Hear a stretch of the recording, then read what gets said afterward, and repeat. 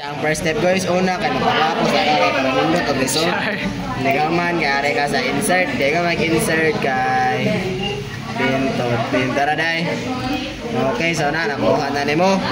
Ay balik dai kay pas-pas. Sige, pas-pas. Balik. Highlight mo na siya guys, kanan duha kana. Highlight mo tanan. Pag-highlight mo na tanan, ari kas insert. Sunod. Insert pindot, pilion nimo to na pindot kung that nga chart. Ay kinin siya. Kana siya kana. Click nimo. Nana guys, nana. Okay. Imo sa rin pangitaon guys, asa aning duha ang independent o dependent. May dependent na. Asa may dependent na niyo? Second.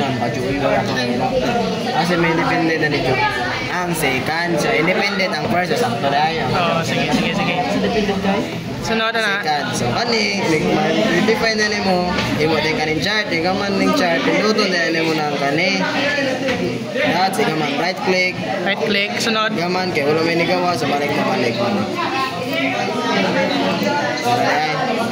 Mari ka. Add red line. Sunod. Check ka rin do ang display equation of display r square value. Sunod. Kaman x na nimo. Ayan ay makita na. Kanimo ni move ka nang makita. Ana. Para static isod mo siya sa box. Joke dira. Sunod. Sunod kay ari na buka sa home. Ay data dai. Doto ni mo data analysis. Sunod sa data analysis. Kuman mo data analysis, pilion mo na siyang regression. Dara regression. Click din kag okay. Naman. Dilit sa nato ni dai kay kuan man ni ganina man ni. Sige. Kung tagbag-o. Pugati kayo. Sige. Sige. Yan.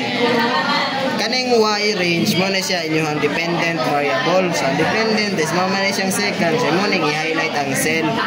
Ang number sa dili may apil ang second kanina. Okay, so na. Same go sa x-range. Ang x-range is mo na siyang independent variable. Highlight na po. Okay, very good. Sunod. Kaman mo i-check ng output range. Okay. Pinduto na nyo diha. Ikaw man select kag cells dali nga pwede mabukngan sa result.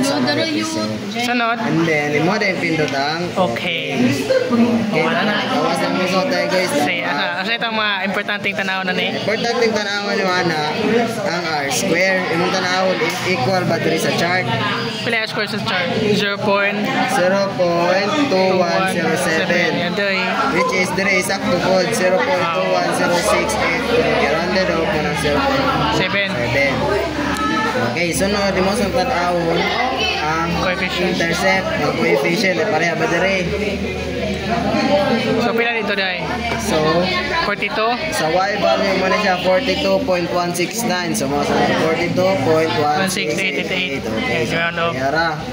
Ang x variable sa 0.3938. So 0.3938. Okay, so yara. Okay, to determine if the model is significant or not, imong tan-awon ang f value niya, which is makita dire. Yung f value ni is 0.04, which is less than the significance value of 0.05. Thus, it reveals nga ang model is significant.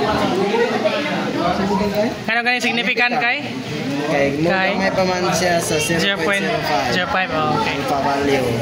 Oo, ana din. So, ano siya, model na yung reject siya ang HODI. Ano na to? Bye-bye.